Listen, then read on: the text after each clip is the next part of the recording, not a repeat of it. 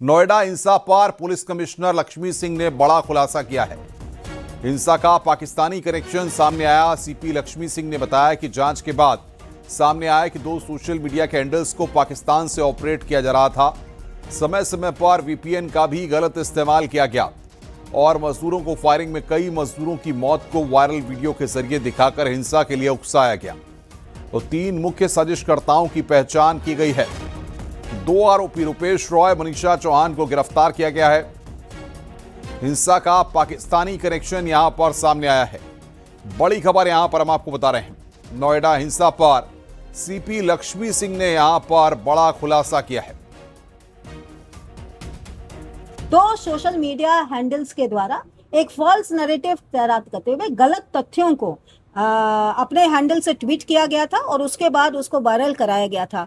मौके से ही वापस लौट रहे श्रमिकों के पुनः उत्तेजना में आने और उनके द्वारा पुलिस के साथ दोबारा से मोर्चा संभालने की दिशा में एक मजदूर के हाथ से ही इसकी जो सूचना प्राप्त होने पर इसको तत्काल वेरीफाई कराया गया था और उसमें पुलिस की गलत फायरिंग, पुलिस ने फायरिंग की और कुछ लोगों की मृत्यु हुई, ऐसे गलत तथ्य डालकर मजदूरों को उकसाने की दिशा में महत्वपूर्ण रोल अदा किया गया था। ऐसी दशा में इन 2 एक्स हैंडल्स के खिलाफ में थाना सेक्टर 20 में 2 मुकदमे 13 तारीख को ही लिखे गए थे और उसके बाद विवेचना को आगे बढ़ाया गया था।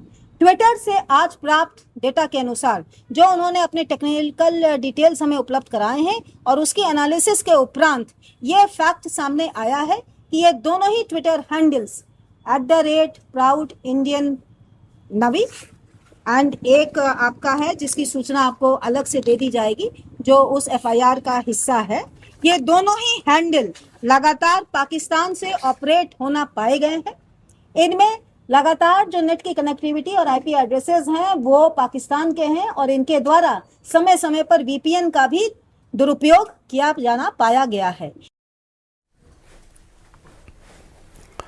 नोएडा में मजदूरों के प्रदर्शन की आड़ में हुई हिंसा के मामले की पुलिस की जांच के दौरान साजिश की परतें खुल रही हैं। इसमें पता चला है कि हिंसा करने वाले अधिकतर लोग मजदूर थे ही नहीं, जिसमें अब बैक टू बैक खुलासे हो रहे हैं। देखिए हमारी ये रिपोर्ट।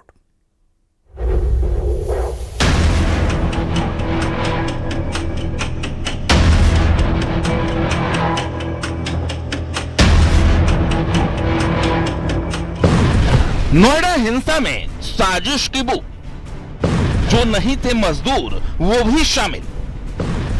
3 दिन में 80 व्हाट्सएप ग्रुप, जांच में खुल रही साजिश की गांठ।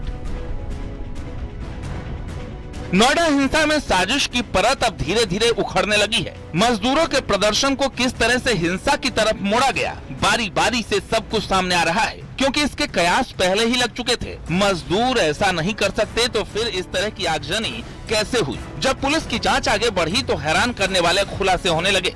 एक फॉल्स नैरेटिव तैयार करते हुए गलत तथ्यों को अपने हैंडल से ट्वीट किया गया था और उसके बाद उसको वायरल कराया गया था। ये दोनों ही हैंडल लगातार पाकिस्तान से ऑपरेट होना पाए गए हैं।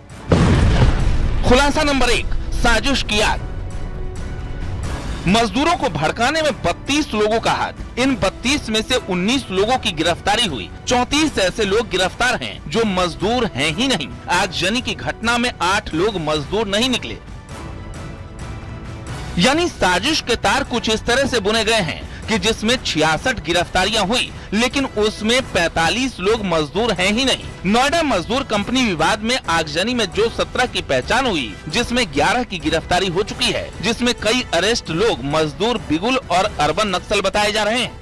साजिशकर्ताओं में जो 3 मेन अभियुक्त अभी तक गिरफ्तार किए गए हैं, उनके द्वारा इस एजिटेशन के जस्ट पहले कुछ व्हाट्सएप ग्रुपों को QR कोड स्कैन करके बनवाया गया था और उसके वो एडमिन थे और इन ग्रुपों के माध्यम से लगातार वायलेंस करने, सड़कों पर आने, आगजनी करने, फैक्ट्रियों में तोड़फोड़ करने के लिए श्रमिकों को उकसाया जाता रहा। लिखे गए मुकदमे भी सम्मिलित हैं और इन सभी मुकदमों में अब तक 62 लोगों की अलग अलग धाराओं में अरेस्टिंग की जा चुकी है।